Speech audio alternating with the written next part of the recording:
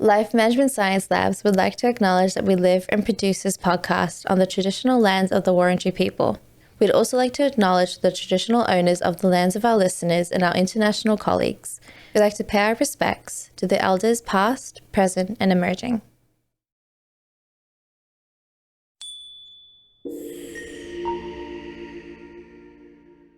Hey everyone, and welcome to Raising Parents, the Parenting Science Insights podcast, produced by LMSL, the Life Management Science Labs.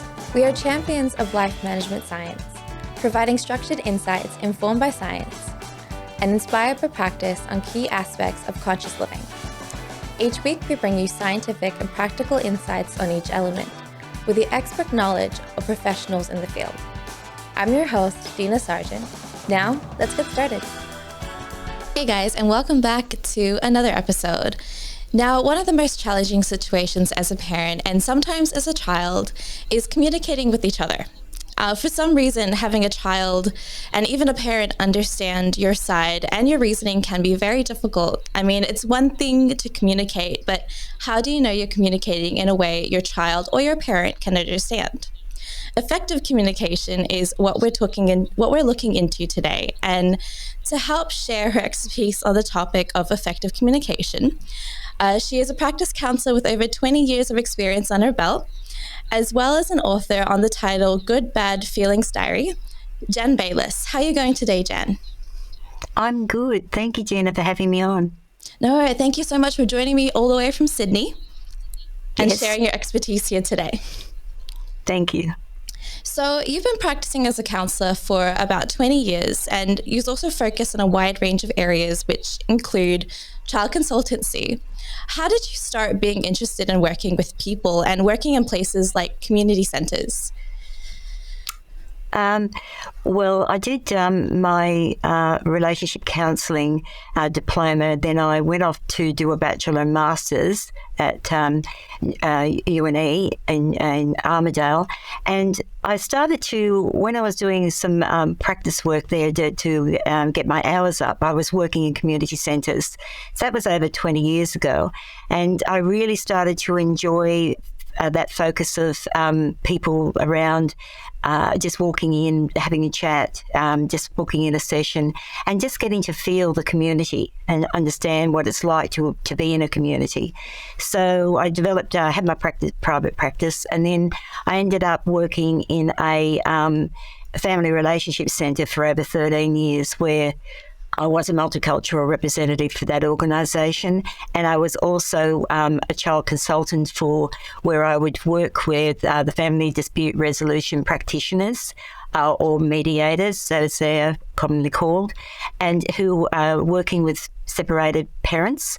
And often I'd be called in to actually speak to a child around, or their children around how they were with what was happening for them as their families were going through their separation and divorce.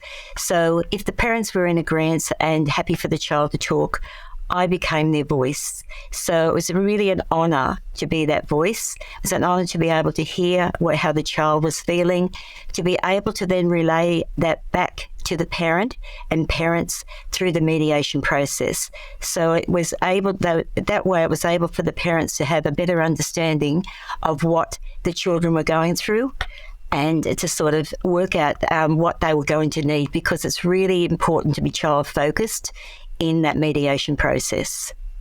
No, I think it's amazing. It's commendable how you do that as well, especially when it comes to the different areas, for example, that you just listed, such as divorce and even domestic violence situations where a child is involved. Hearing that child's perspective, I think, is vital to a lot of the situations.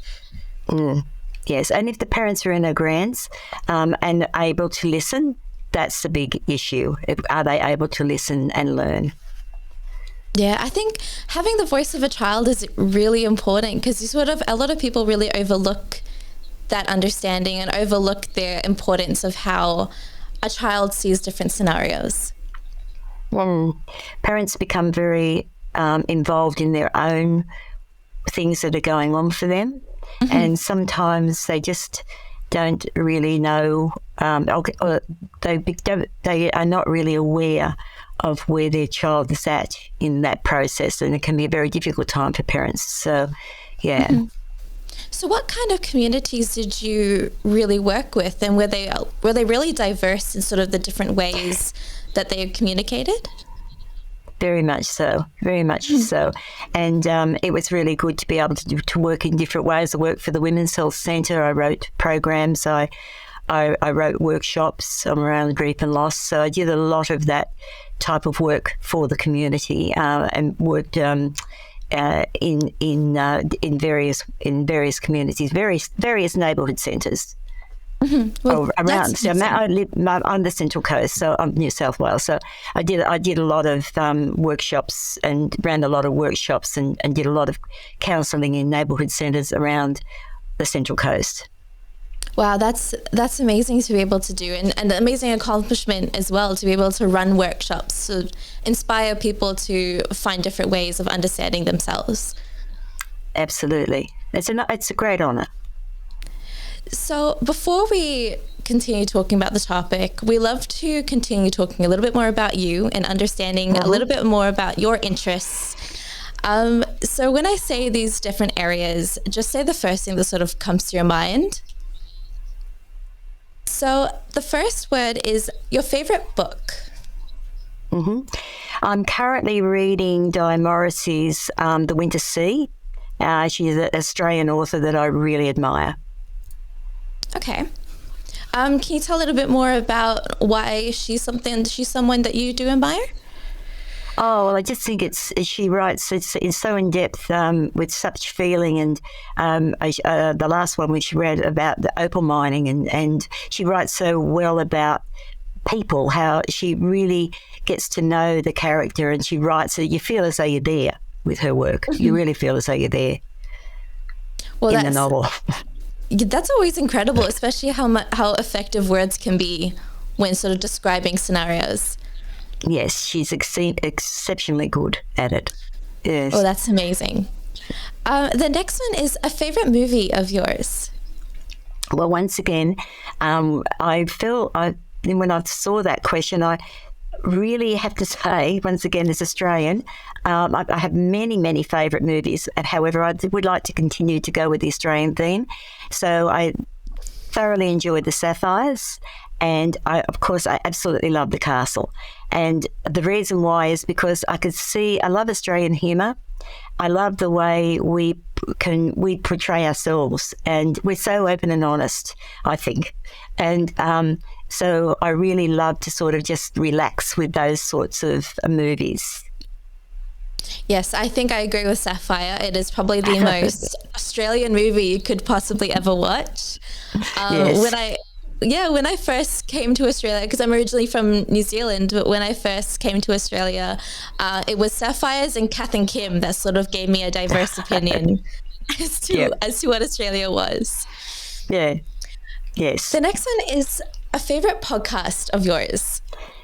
Yes. The last one that I did was.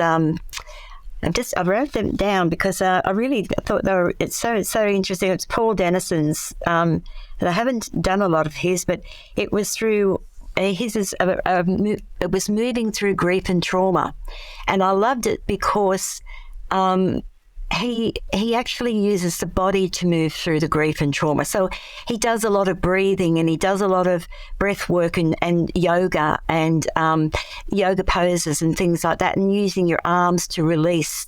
And I just absolutely loved that podcast. I thought it was brilliant. So I'd love to do more of his work. Wow, he sounds very inspirational as well in the way that. Yeah. No, that's incredible to hear. This sort of fits in really well with the next phase, which is a famous role model that you have. It's Dr. Edith Edgar. I don't know whether you know her. She's a psychologist in the United States. She is 93 years of age. She's still practicing, and she was in Auschwitz. She is the survivor. And she is the most amazing woman to read her life story. It's just a brilliant brilliant story, and she's just so inspirational. Well, it's amazing to be that age and still practicing what she started off with. No, that's amazing. Yes, she is.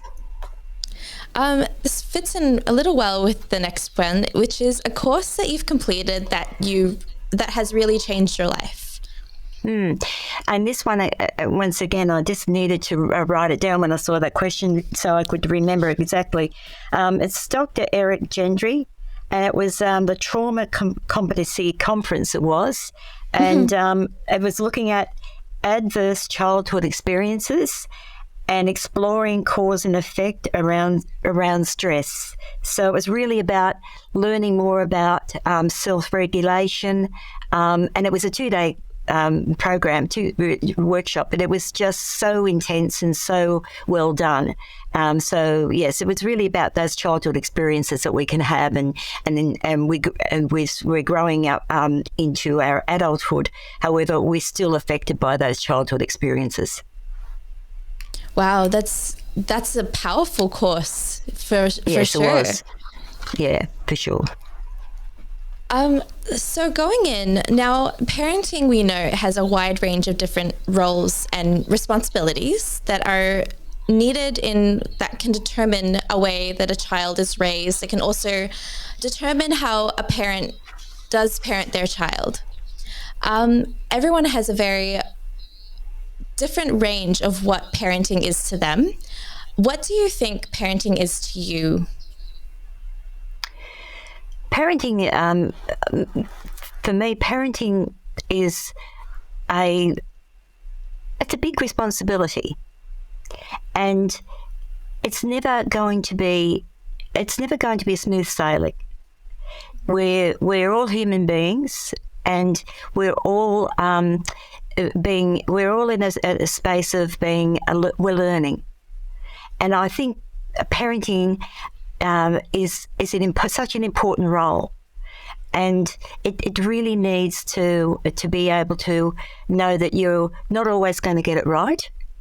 However, parents are going to do the best they can, and sometimes just further education around parenting can be so beneficial to assist that, to help parents through the stages, developmental stages of their child. Mm-hmm. And what do you say to parents or to expectant parents that they need to be aware of in their transition to parenthood?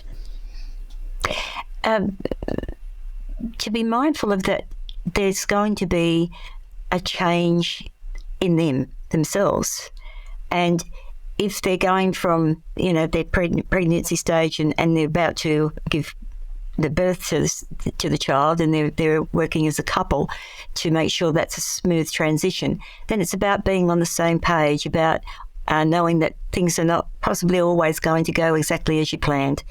And it's about knowing that your own health and well-being is really important, and the way you are is really important to look after yourself. Self-care is really important, and so that you can do the best you can for your new little one. Mm-hmm. And when children are a little bit older, there comes a time where there is a little bit of backtalk between the parent and the child that can sort of really damage the way that a child understands and a child sort of feels through their emotions. I spoke a little bit more earlier about effective communication and that whole phrase regarding what it is. To you, what is meant by the phrase effective communication in a parent and child interaction? To me, it's about how you can listen and do it, and how you're regulating yourself in if it's sort of like it's maybe in a situation where the child may have done something inappropriate or not right. It's about how you can address yourself in that moment, and maybe find a way to actually listen to where the child is coming from, if they're able to sort of express what was occurring for them. Mm-hmm. And what role does effective communication play in the topic of parenting? effective communication is crucial. It's the way that you will learn more and know more about your own child. Because if communication is not, if say for a parent was to say, like the old days where it was, child seen and not heard, that sort of thing. If it was like that, then that child grows up to think that they're never going to have permission to have a voice. So it's about looking at how you can effectively allow communication, like for yourself, how you self-regulate with that, what you're doing, how you're doing it, and allowing your child to have communication as well. And that's not always the easiest thing to do, especially when I think we spoke a little bit about trauma earlier on in the show and how a parent is sort of taught how to parent by their own parents, and that can sort of become a generational way to parent. So how do you how do you go from having that understanding of, okay, I'm not going to be the way that my parents raised me, or also giving a child a voice? It's really hard. It's hard for a parent because they haven't known what it was like to know they had permission to have a voice when they were a child, if that's the case. And then they may struggle with ways of allowing their child to have that voice. They may not know how to go about that, and so there are parenting courses, of course, that people can do. And if parents if they're not feeling comfortable or enough, they know that they want to do something different. They want to learn new tools themselves to be the parent that they feel that they really would like to be with their child. But however, it can be difficult. It's not, as I say, it's not always easy. And I think that's why it's for parents not to be too hard on themselves. They're trying to just often do the best they possibly can. And talking about effective communication, how can that help in order to strengthen a relationship between a parent and a child? I think around if a child, say for example, I might give the example here. If a child is really, really angry, say something has happened, and if I could possibly even give an example around if they've come back, separated parents, for example, come back from the other parent's place, and the child might say, well, mum or dad said this. The other parent might say, well, they shouldn't have said that, or they shouldn't have done that. Whereas that's not what the child really wants to hear. What they want to hear is that what they were feeling about it, so the parent could validate. So it could be around, wow, that must have been really hard for you to hear that over there. It must be really hard. So that's the validation. So that way it becomes effective communication for the child, because they think, okay, I can trust that my feelings, mum or dad doesn't need to fix me. They're going to teach me how to trust my feelings and how to work through my feelings by validation. If I've answered that correctly, no. Yeah. No, I think that answered it, because I think that spoke really well into what I was going to ask next when it comes to the whole idea of validating a child's feelings. And sometimes I think there are a lot of parents, and I've seen a lot of forums when it comes to validating your child's feelings. How do you sort of do that without feeling like it's condescending or feeling like it's ingenuine on either your end, or can be seen as ingenuine on a child's end? I think Yeah, I think it's about, first of all, it may be uncomfortable for you as a parent. So I really want to let the parent know that no parents are perfect, so we're not always going to get it right. So be comfortable with it in yourself. This might be really foreign to a parent. They may want to get upset about something. However, they may not want to even think. They may not even think about the validation side of things. So it's about allowing the parent to know, if they just have a breath. It might be something really uncomfortable that their child is saying. And then just think about, okay, really think that my child is actually talking about a feeling here rather than the incident that's occurred. So then it's about thinking, okay, all right, I can do this. It must have been hard for you, like I said before, it could be just a simple statement like that. Must be that couldn't have been easy for you. That would have been really tough. And then let the child then express that feeling. And then if they're okay with that and that you're sort of able to get through that, then you can just say to them, do you want to go out and kick a ball? Might need to kick a ball at the moment, or will we bake that cake? Or so it's just about trying to get in touch with that feeling, and then do the best you can with the validation. So how can a parent ensure that they're communicating effectively with children in sort of different age groups? Because I know, for example, you're not going to talk to a child who's in primary school the same way that they're in high school. So how do you do that in a way that is different, but it's still genuine between each of the relationships? Yeah, of course it's going to be different. It's different at every stage of the developmental ages and stages, and there can be so many different emotions that come up for children, and it's really hard to deal with some of those. So it's about really just being the best listener you possibly can be, even when the child is not functioning really well around with their emotions. Being the best listener that you possibly can be, allowing the child to express whatever is happening. If it's going into the teenage years, it's still much the same sort of stuff, because if you've developed a really good communication style with your child at an early age, and I believe this needs to happen at an early age.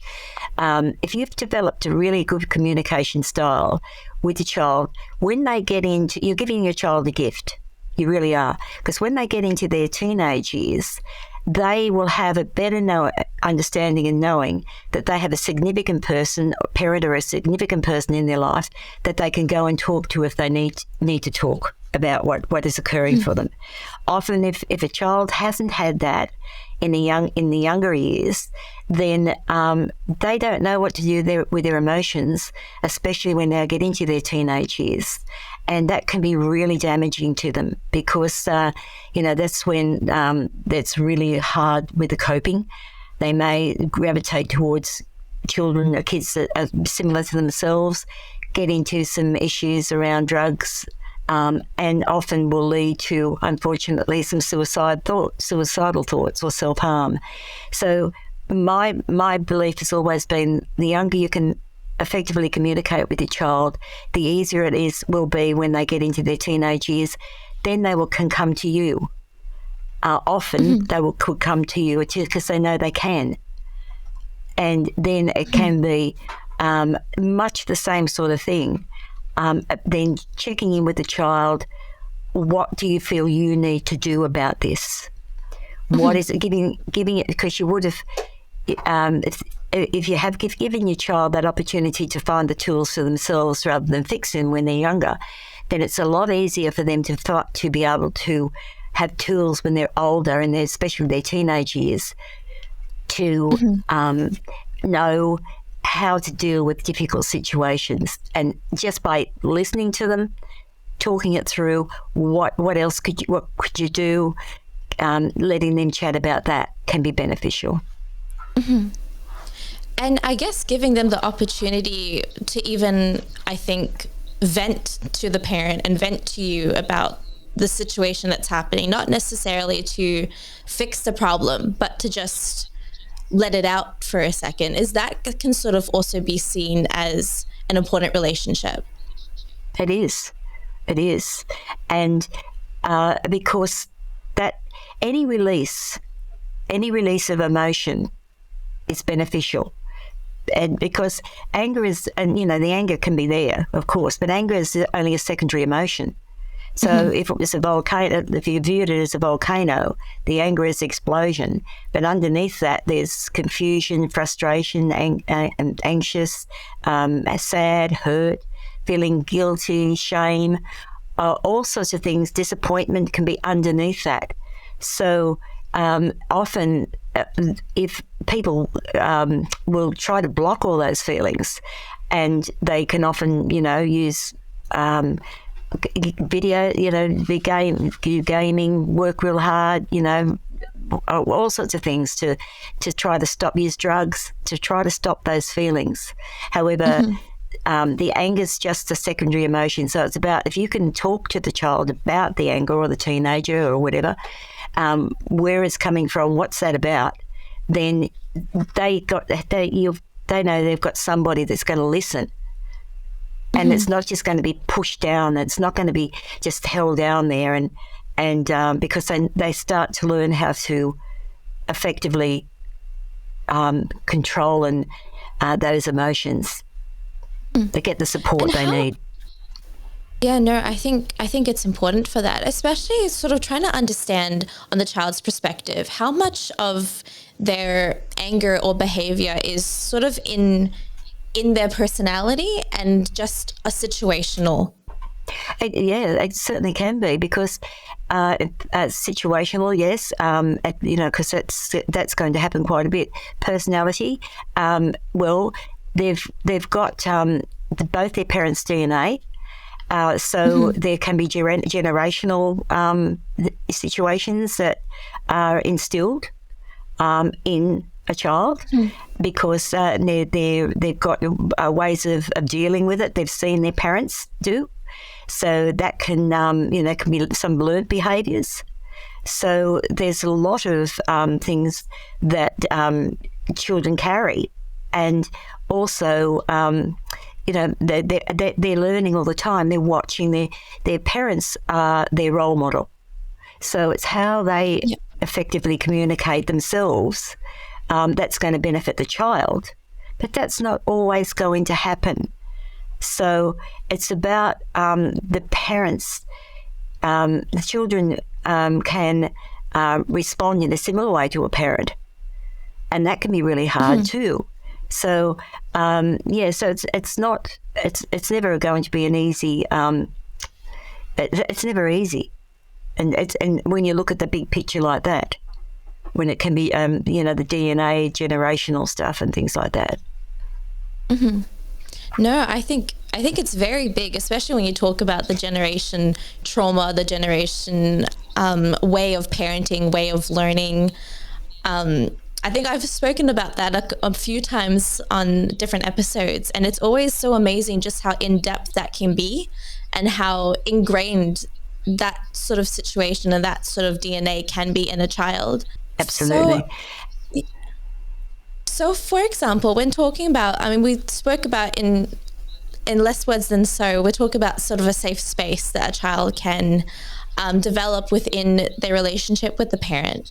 What are some key nonverbal cues that a parent can be aware of when communicating with their child? Okay. Well, I think it's like with a child looking at a parent too.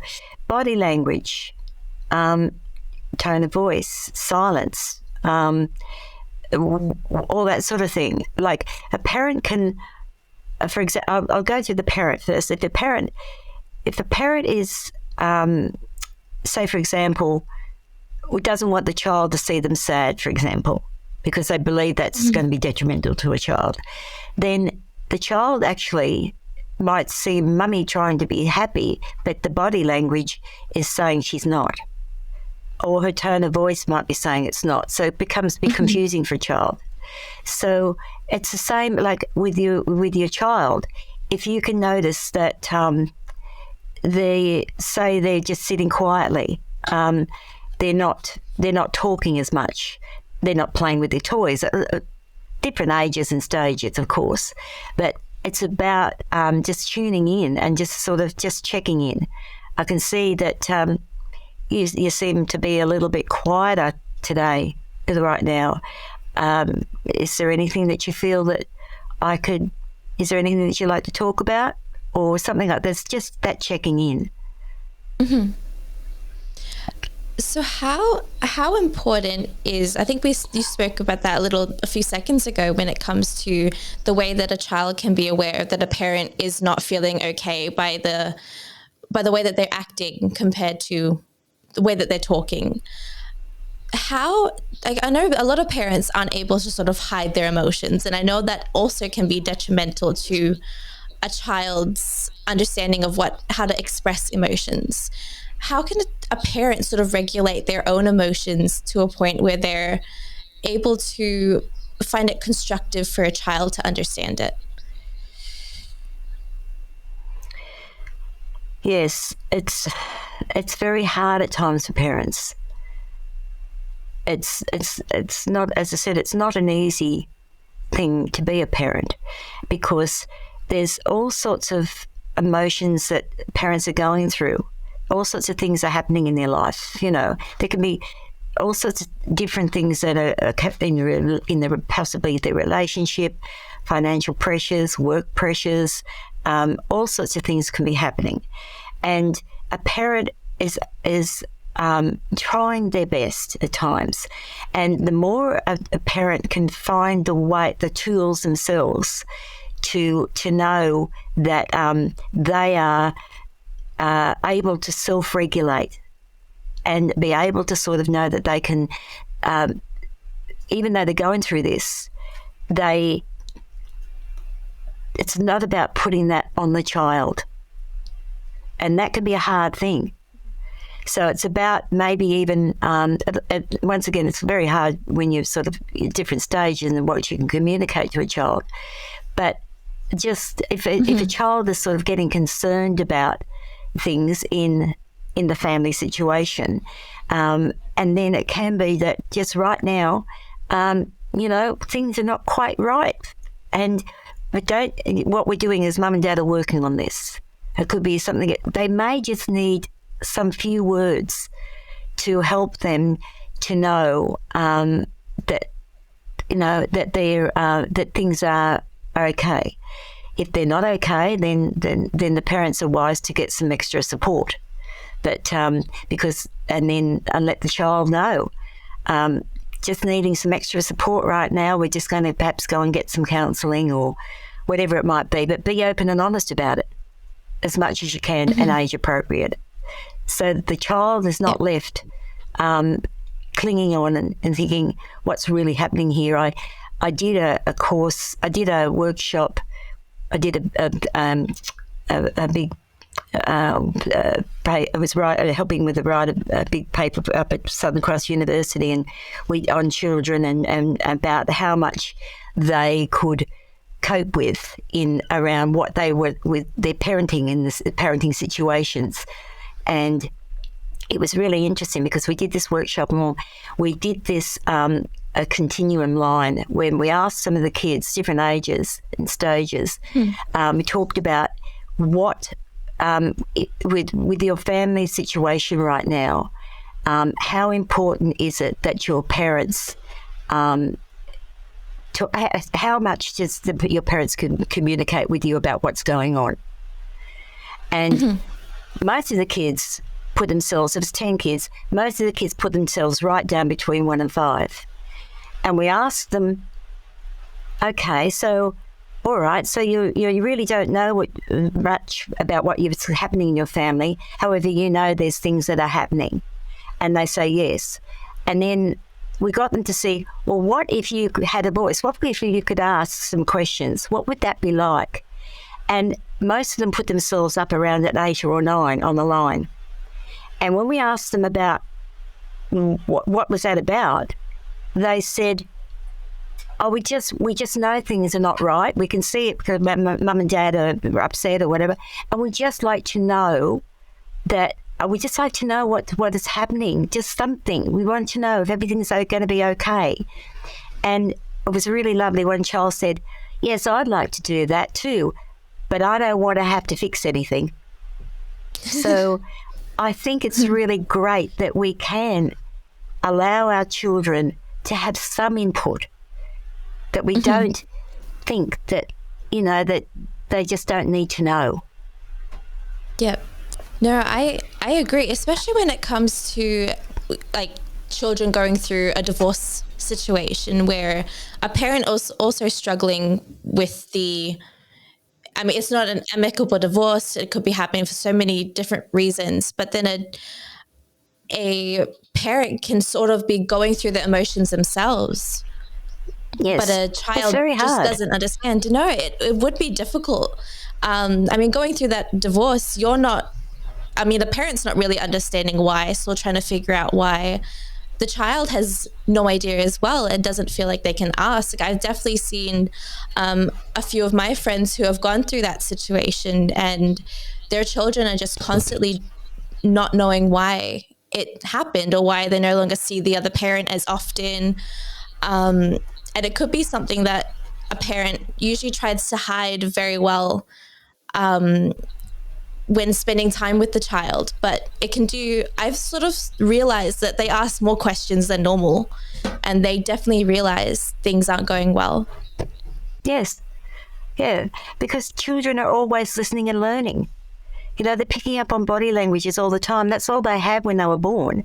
They look up into the person's face and, if they, as babies, and they could see, the emotions in a face. That's what they're learning when they're born. Their body language, they can pick up on that. That's all they don't have communication skills yet, but they can see what's happening with somebody that's looking at them, a parent, and how they're interacting with them, and by the looks, by their body language, and how they're holding themselves. So kids have always got this. No, I definitely agree. So when going through that situation, what are some practices that parents should really keep in mind when also trying to regulate their own emotions and regulate and help a child understand their emotions? What kind of tips do you have for a parent? Well, I think it's like, once again, I still have to come back to the fact that not every situation is going to be perfect. However, if a parent can actually just bring themselves back into their bodies if they've responded in a certain way, and just acknowledge it and say, you know what, I just realised that wasn't really appropriate, the way I've just spoken about that. Let me I just need to go away for a little while. I'll come back to you and I'll talk soon, because mummy's not, or dad's not in the right headspace right now. So it's just about talking about it, being open and honest. Is such a gift, really, because then the child can think, okay, that was good. They're not just going to brush me off. They're sort of going to pretend it's not happening. But you don't have to give a lot of detail. It's not about it's not in all the detail. It's just about children usually only want a few words. That's all they need. They don't need a lot of explanation. They don't want to hear a lot of explanation. They don't really want to. I've counselled a lot of children through the family, like for their parents have been going through separation and divorce. I've counselled a lot of children, and they really don't want lots and lots of information. They just want something, that they can hold on to, that's going to show that things are going to improve somehow, some way, or whatever. And and sometimes I've found in my counselling room with children, they don't love a parent's behaviour. They might love a parent's behaviour. However, they love their parent, and I help them to understand that they can still love their parent. They do not have to love their parent's behaviour, because the parent may not always be able to regulate themselves. So it takes time. It really takes time. No, I definitely see it would. And I think the next part that we're going to talk about is how technology plays a role. And I know that there's different ways and different tools that technology does sort of help improve the communication between a parent and a child. How can parents use technology in a way that sort of promotes that effective communication? Well, this question is close to my heart, because for the younger children, I can talk about from that perspective.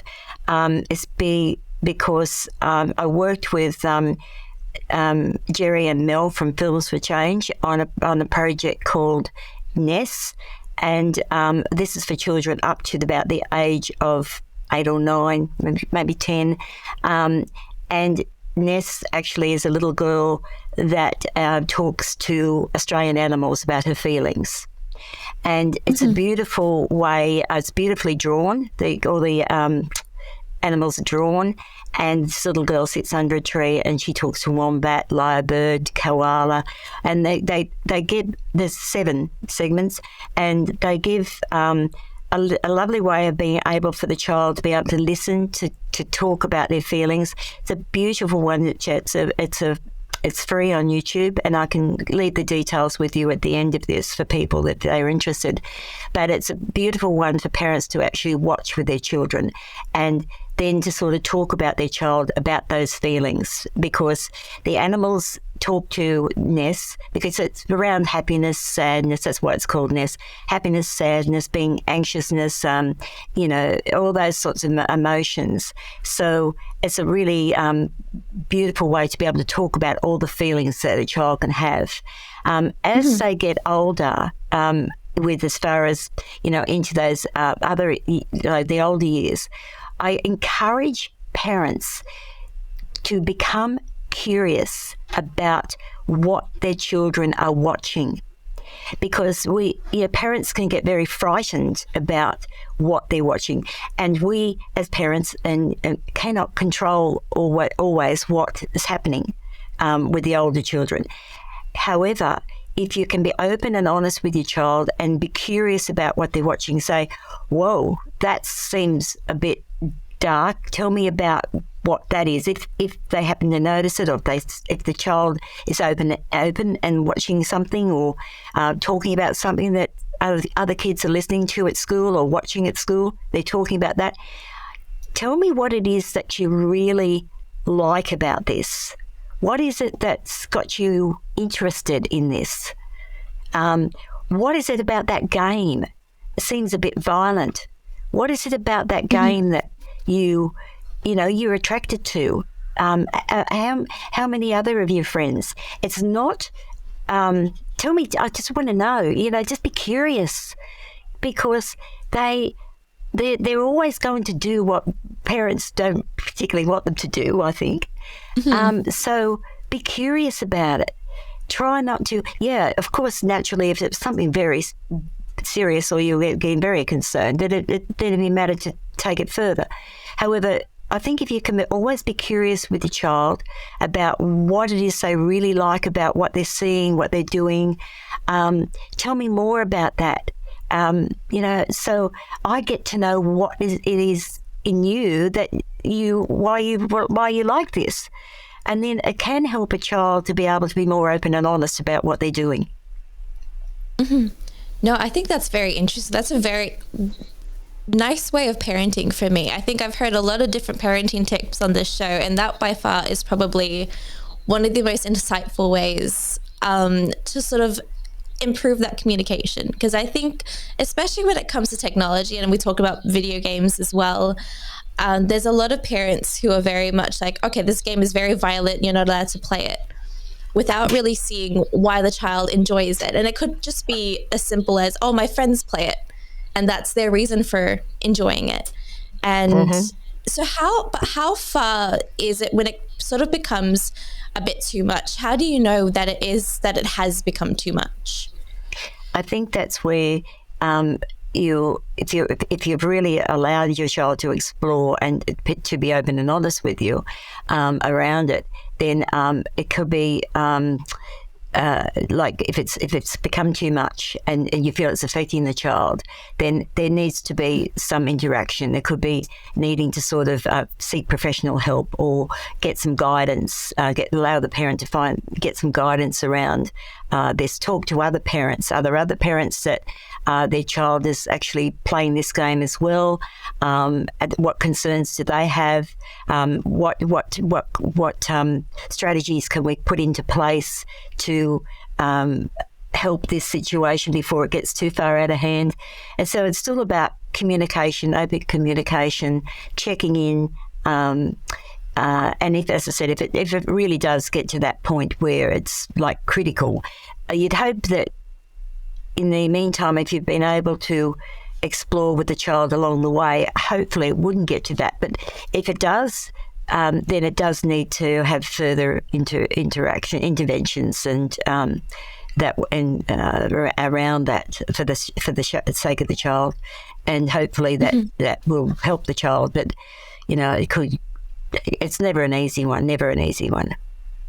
No, I think especially when it comes to the type of games that kids play, there's so many different ways that it can be taken. And I think like for me, there's so many different ways that, because I grew up playing games and my parents were always trying to get me to go outside more, trying to get me to touch grass a little bit more. And I think it's very interesting when my reasoning for playing was like, because it's fun. It's a cool way of playing. It's a cool way of wasting time, of spending a little moment of release. It's not necessarily about, I'm obsessed with the game. It's more like I just enjoy the excitement that comes with it and the time that I get to spend in it for a little bit while. But I definitely do see a lot of parents when it comes to the games that kids can get way too invested in it, which is I think every game is very situational, so it's very interesting. Yes, very much so. So we know that you're not only a parent, but you're also a grandparent. And Yes. I know that you have children who sort of live far away. And what is a practice that you do to sort of improve or even keep communication with your children? I really I love to interact with my grandchildren around, because they're teenagers and early 20s. I really just like to keep. I really to be honest, just keep the door open, and they come in and out, and we just sit and talk, and we just allow. I've always allowed them to feel as though that they could come and just talk about anything. And often that they have, and I just think it's about keeping that open door, keeping communication going, and to be honest with you, the other key to that, I think, is in just relaxing and enjoying the time. I find that helps if they know that you are just enjoying their company, just them being there. I think that's really, for me, the basis of it. No, I think that's amazing, and I always love when grandparents are very it comes with communication, and it comes up everyone's own time. I think it's amazing to see that for me. With that practice, what are 3 good things that you sort of found when just allowing yourself to spend time with your grandkids and also keeping that door open for them? Yes, I remember this question when I looked at it, and I needed just to write. I think I needed to just be really. There's something else that I've realised that I wanted to say about that too. With the communication with the children, I've really noted that to be mindful of self first and be effective in your listening. So just be because yes, my door's open and that's the basis for it. However, I still have to be mindful of where I'm at myself.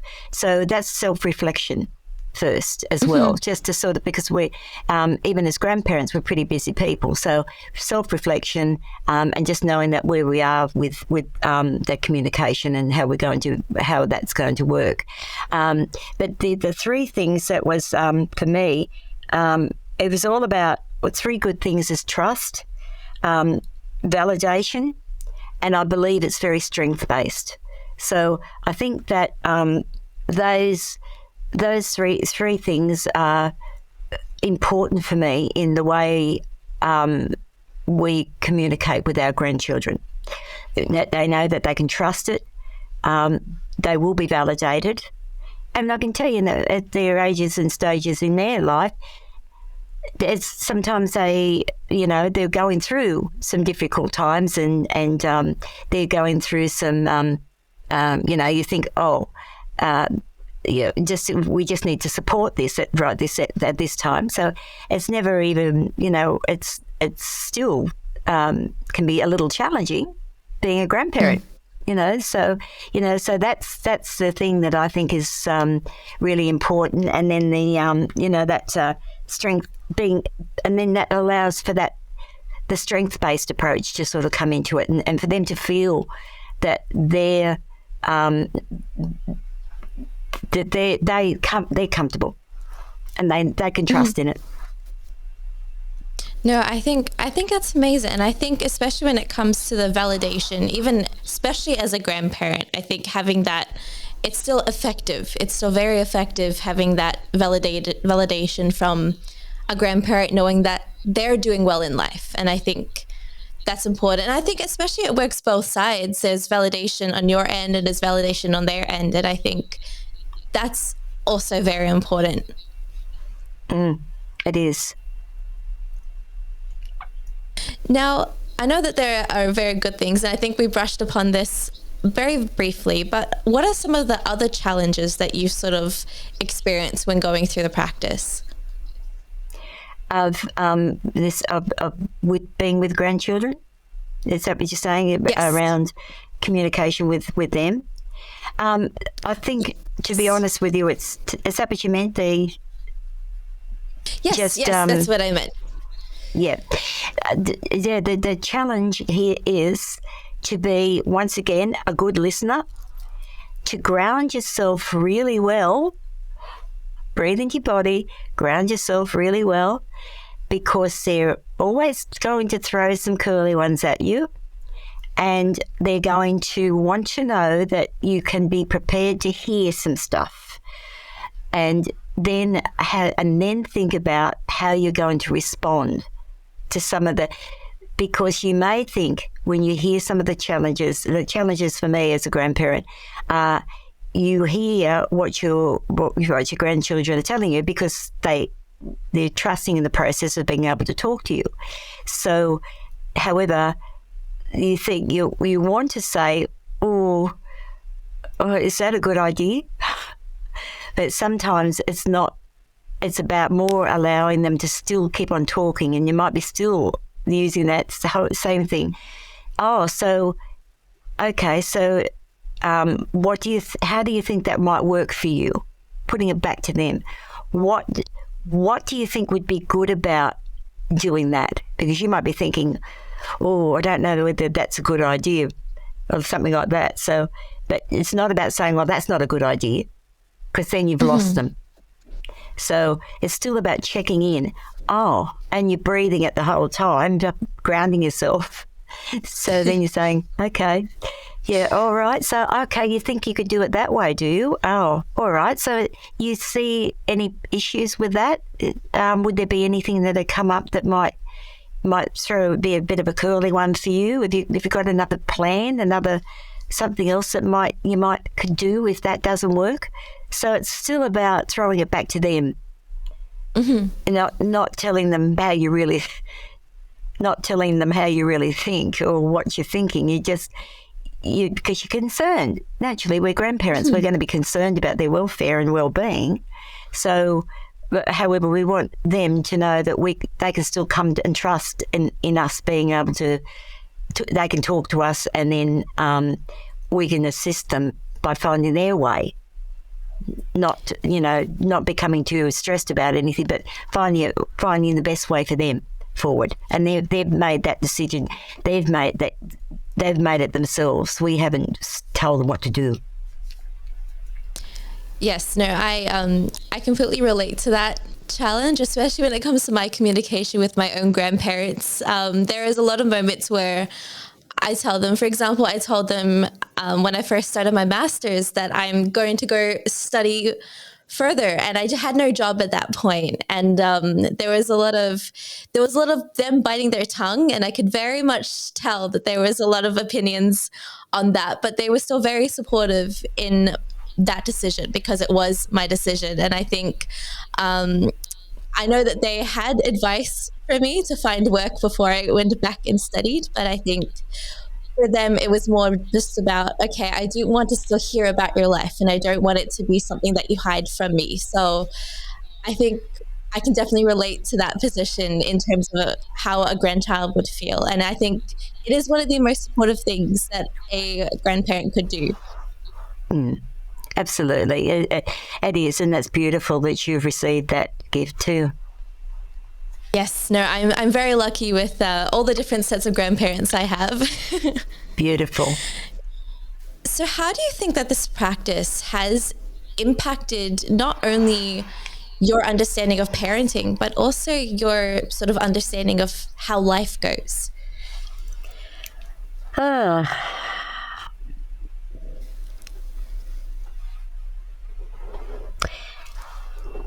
That's an interesting question. And so it's sort of about thinking about that, how we do this and how that plays out in life. I think for me, I think it's because I'm an older person and still working in this field and loving every moment of it. I wasn't always the parent. Possibly, I didn't have skills like I learned as when I got into my counselling and that I used with the grandparents. I think it's because I can see that how I learned so much with all the training I've done, and I think that's what it is about. We're not perfect, and it's about taking every opportunity that you can as a parent to start to think about or learn something different about how you can be with your child. And I think that would have been something that I would have loved to have had when my children were younger. And I've always said I do a lot of parenting podcasts and that, and I'm quite open and honest about all that in my podcasts, and because I can see the benefits of the change in your life yourself as a parent, and to be more open and honest and understanding around what you can do differently. And often if a parent hasn't had that opportunity, like if they haven't broken away from it, perhaps what they've learned from their childhood, and they're parenting the same way, it can be very difficult. So if a parent can have the opportunity to start to think about what they could do differently and start to learn some new skills, it's a beautiful way of moving forward with your children. No, and I think it's very interesting. I mean, you talked about the practice that you do as a consultant, as a child consultant, as a counselor, but putting that into sort of everyday aspect prior to you studying counseling. I think it's very interesting to see the skills that you've learned after parenthood and after going through the study. So I think it's very validating to know that there are so many people out there who aren't parenting counselors, who aren't professionals at what they do. They're just simple parents, for example, and they're still not perfect as well. There's no such thing as a perfect parent to me. There's no such thing as a parent, because there's always going to be, I think the best judge of who's a perfect parent is the children that they've affected, that they've sort of helped throughout their life. And I think that's the only person that is pretty much allowed to judge them, in my opinion. Mm-hmm. Absolutely. And I think it's really hard for parents too, because they can carry guilt. And because they can feel they might overreact or react in a not a good way with the child, and then they can carry guilt. But it's about acknowledging that and just saying, oh, wow, mummy just went off the Richter scale right there. I think I might just need to go and take a breath, or something like that. So the child knows that they know that you weren't happy with that, and I'll talk to you when I just go and settle down, something like that. So their kids know that parents aren't not perfect. They're not going to be perfect. There's too much going on in parents' lives. Mm-hmm. And this leads perfectly well into our next segment, which is questions from the audience. And we do have a few questions that are very interesting to me, and I think we've spoken about them a little bit, but I think having from the audience, I think, is a little bit more in depth. So the first one is, how can parents build an open and honest communication with children? How can they build it? Yes. How can parents build an open and honest communication? I think trusting in themselves. Because if you're going to build open and honest communication with your child, then it's really important that you trust yourself first and be true to you, and think, well, if I'm really wanting this, if I want to build this, what do I need to do to make this happen? Because, as I say, parents don't always have those skills. So they could need to actually do some parenting courses or whatever, or seek some professional assistance. And that's often what happens when in the counselling room with parents will often come in and just want to talk about where their child is at, but it often gets to be talking about, because we always see the parents first, and it always gets to talking about where the parent is and what's happening for them with their child. So it's about really getting to know who you are first, because you are wanting certain things, and it's about how you can make that happen. Mm-hmm. No, I think that's a really good way of doing it, because you're not going to be, I think a lot of parents forget that you are a person first, and you are someone who is still learning through situations, and you're not going to be the best at it. Not just because you're a parent doesn't mean that you're immediately going to be the best person. No, at all. No. And I think children also forget that very easily as well. Like, you see your parent as being an authority figure and being someone who is a role model to you, but you don't see them as a person. You see them as someone who has done so much already with their life that you're the next person to be focused on. You're the person that they dedicate their entire life to. Mm-hmm. Yes. Yeah. Yeah. So it's very interesting to me when talking about this, because especially when it comes to, for example, my family, now that my sister and I, we're adult children, we're growing up, we're learning to be on our own. And now after my mom has dedicated pretty much her entire life into raising us, she's now sort of going ahead and furthering her study. She's now sort of focusing a lot more on herself. So I think it's amazing to see how much she has sort of put aside in order to raise my sister and I for a time. And now she's now being able to focus completely on herself, which for me is also it's always really nice to see, because I always felt guilty at the fact that she has stepped back from herself and become a parent first and a person second. Mm-hmm. Yeah. And sometimes parents can get lost in that, however, as your child is growing up, they're always watching you. And if you are looking after yourself and honouring yourself, they end up knowing that they have permission to do that too.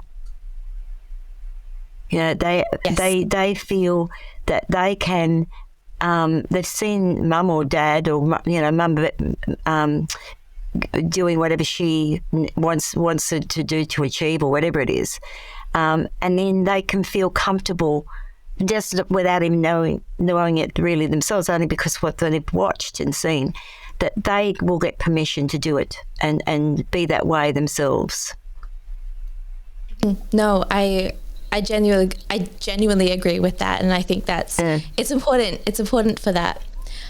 So the next question is, how can parents promote emotional regulation and also self-awareness to children?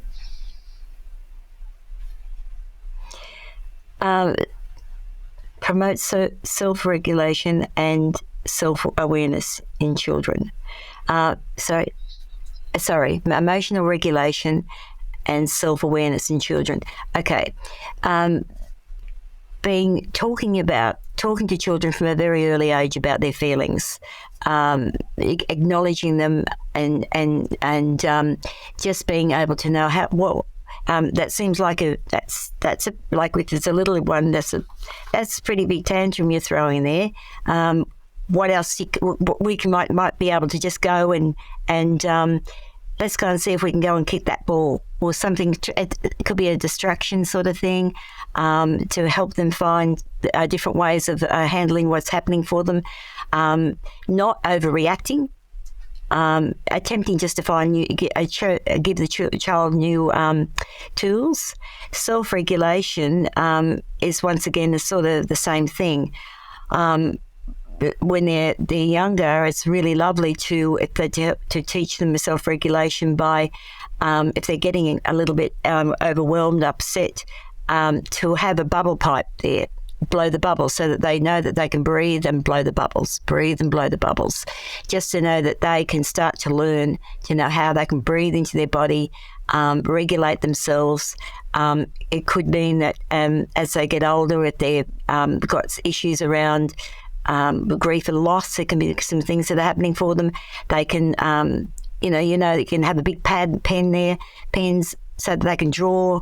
They can write, if they have a journal, they can write in their journal, so they know that their feelings, they can regulate themselves, and teaching them how to regulate themselves rather than trying to do it for them is really important. Mm-hmm. I have never heard of blowing the bubbles to promote breathing regulation before, and I've never seen it done that way, and I think that is amazing to be able to now connect the use of it. Well, the kids love it because, when they're getting out of control, if you can just get them to breathe and blow, they're blowing the bubbles, breathe, blow, and so it helps them to know that breathing is going to help them later on in life, when you can start to get them to sort of breathe into their body and feel the breath going down, and you feel their feet firmly on the ground, all that sort of thing. It's when they're younger that just helps them to sort of know that, it's just help regulation and emotional regulation as well. Well, that is a really good tip, and I'm now going to pass that down to every parent of one of my friends, every one of my friends who have kids, and say always keep bubbles handy. Yes, yeah, that's lovely. I used to always do it with the kids, the little ones in the counselling room. Yeah. No, that is incredible. This leads us really well into the last segment of the show, which is an open mic. It gets you to communicate directly to the audience and share anything that you are passionate about. It doesn't have to be related to the topic we're here today, but it is definitely something that we would love to have in the last few minutes or so. We'd love to give you the floor and talk with our audience directly. Oh, thank you so much, Dina. I would really love to talk about the 2 children's books that I have written. It's talking about feelings, and parents being able to talk to their children about feelings and their emotions is such a great passion of mine. And I wrote 2 children's books. I don't know whether I can hold them up and show them. I don't know. With that, does that work? Okay. It's called The Good Bad Feelings Diary. This is about to help parents, I think. It's for children up to about the age of 8, so that what they can do is they can look at different feelings and different emotions, and when, like, so for example, this is when I'm feeling good, and then it goes on. Good feelings matter because they make me feel happy and all of that.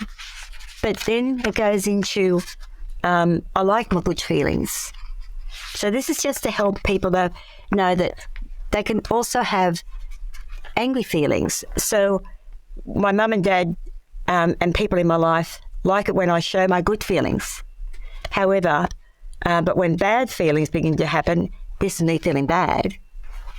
And then it goes into that they don't like their bad feelings. They don't like the way they feel. So then they cry.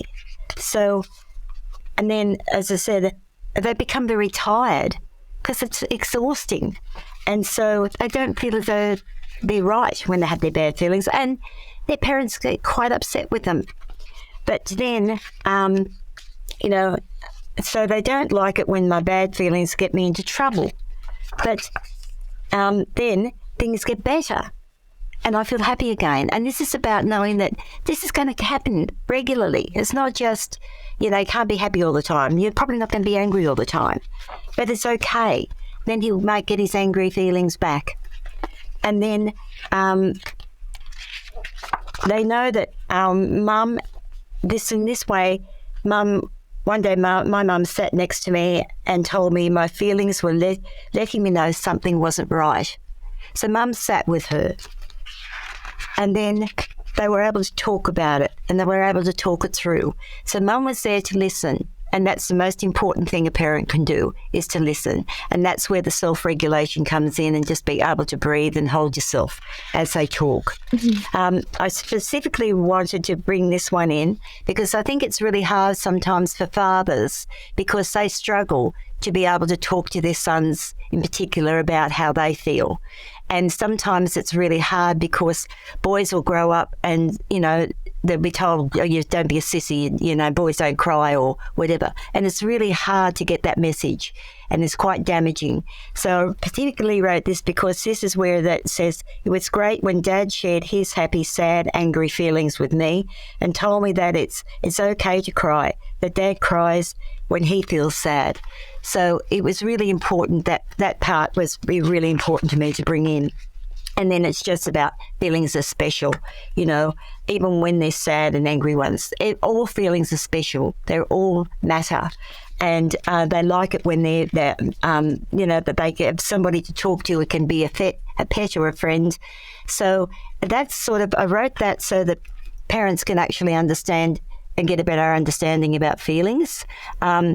And the child as well. But then I wrote this one, I did this one as well because this is for the child.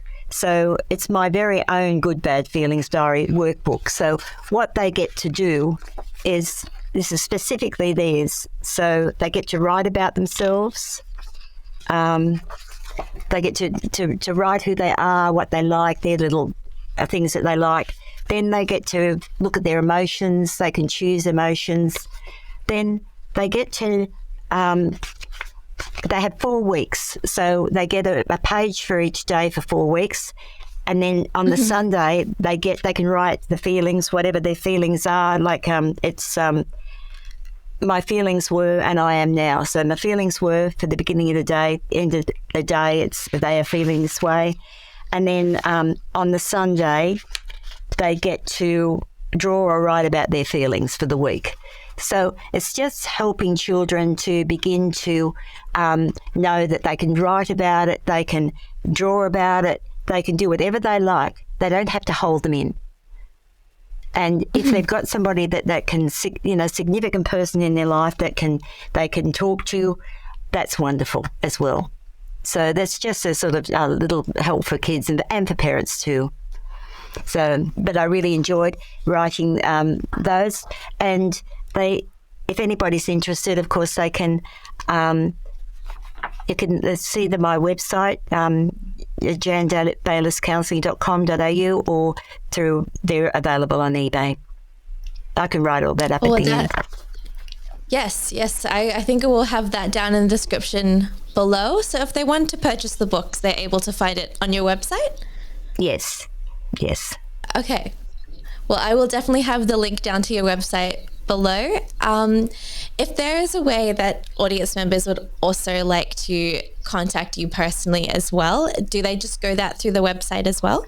They can, or they can do mail at janbaylisscounselling.com.au, and I'd love to hear from anybody.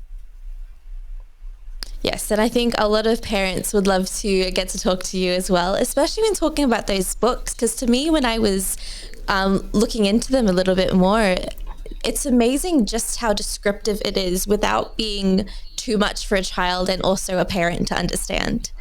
Yes. Thank you.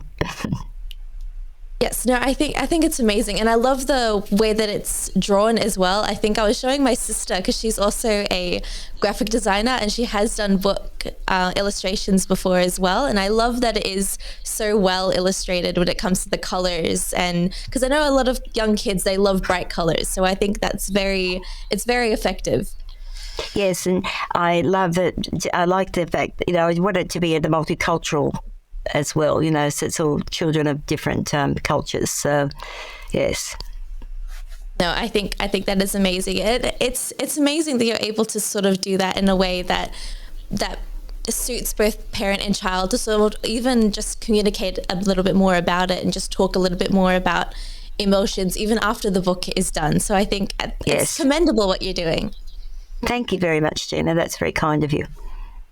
And I also do want to thank you for coming on and taking time out of your Monday and joining me on the show and talking about effective communication, because it's not something that you can't just go ahead and Google what effective communication is. There's a whole lot of discussions as to how it comes about. And I'm really glad that we got to talk about it today. Thank you so much, Gina. It's been a pleasure. Thank you for inviting me on. Always. As always, definitely I'll have the links to your website below, and there'll be all different types of things. I think there's a few resources there as well, a few different other helpful things that's on the website as well. And I was looking through it this morning and it looks amazing. So I'll definitely have that link down below. Thank you so much, Gina. All the best well, to thank you so much for joining me. Yes, you too. And I will see everyone in another episode. So thank you guys, and bye. Bye. You've been listening to Raising Parents, the Parenting Science Insights podcast, produced by the Parenting Science Labs, a division of LMSL, the Life Management Science Labs. More episodes are available from 10 life management perspectives and can be found by searching LMSL on Apple Podcasts, Google Podcasts, Spotify, and other podcasting apps available on your smartphone. If you enjoyed this episode, please rate, share, and subscribe to our channel so that other people can find it and we can continue to provide quality content. More of our work can be found on our website at pa.lmsl.net, where you can join our movement. I'm Dina Sargeant, and thanks for tuning in.